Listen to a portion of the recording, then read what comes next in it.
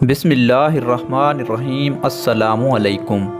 کہتے ہیں کہ قدیم زمانے میں ایک رئیس کی بیٹی گھوڑ سواری کے دوران گھوڑے سے نیچے گر گئی اور اس کے کولہے کی ہڈی اپنے باندھ سے جدا ہو گئی۔ لڑکی کے باپ نے بہت سے حکیموں سے علاج کرانے کی کوشش کی کہ ہڈی کو واپس اپنی جگہ پر بٹھائیں، مگر مصیبت یہ تھی کہ لڑکی کسی حکیم کو اپنا جسم چھونے کی اجازت نہیں دیتی تھی۔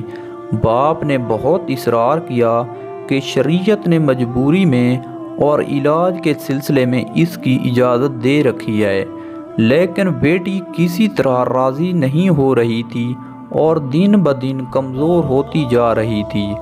آخر لوگوں نے مشورہ دیا کہ شہر سے باہر ایک بہت حازم حکیم رہتے ہیں، ان سے مشورہ کر لیں۔ وہ شخص حکیم صاحب کے پاس گئے اور اپنا مسئلہ بیان کیا تو حکیم صاحب نے کہا کہ ایک شرط پر میں آپ کی بیٹی کا کولہا ہاتھ لگائے بغیر واپس بٹھا سکتا ہوں۔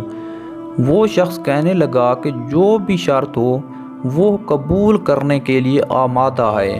حکیم نے کہا کہ شرط یہ ہے کہ ایک بہت موٹی تازی گائے میرے لیے لا دو تو میں علاج کر دوں گا آپ کی بیٹی کا۔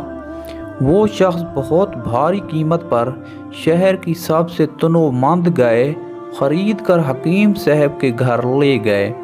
حکیم صاحب نے کہا کہ آپ اپنی بیٹی کو پرسوں اپنے ساتھ لے آئیں، اسی دن اللہ کے حکم سے اس کا علاج کر دوں گا۔ جب وہ شخص چلا گیا تو حکیم صاحب نے اپنے شاگردوں سے کہا کہ 2 دن تک نہ تو گائے کو گھاس کا ایک تنکا کھلایا جائے اور نہ پانی کا ایک قطرہ پلایا جائے۔ شاگرد حیران ہوئے کہ اتنی تنومند گائے 2 دن میں بھوک اور پیاس سے مر نہ جائے، لیکن چونکہ استاد کا حکم تھا اس لیے تعمیل کے سوا کوئی چارہ نہیں تھا۔ 2 دن تک گائے بھوک اور پیاس کی شدت سے بہت کمزور ہو گئی۔ دوپہر کے وقت وعدے کے مطابق وہ شخص اپنی بیٹی کو 4 پئی پر ڈال کر حکیم صاحب کے پاس لے آیا۔ حکیم نے لڑکی کے والد سے کہا کہ اپنی بیٹی کو گائے کی پیٹھ پر بٹھا لیں۔ سب بہت حیران ہوئے، لیکن حکم ماننے کے علاوہ اور کوئی راستہ نہ تھا۔ لڑکی کو گائے کی پیٹھ پر بٹھا دیا گیا۔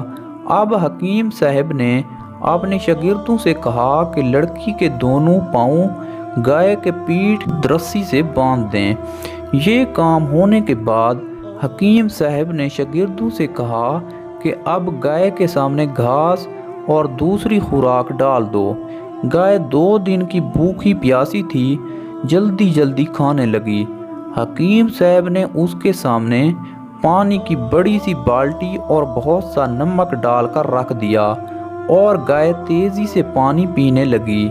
پانی میں نمک کی آمیزش نے پیاس کی شدت اور بھی بڑھا دی تو گائے نے ایک ساتھ بہت سا پانی بھی پی لیا۔ گھاس اور پانی نے گائے کا پیٹ پھلایا اور لڑکی کی ٹانگوں پر اتنا دباؤ بڑھا کہ وہ چیخنے لگی۔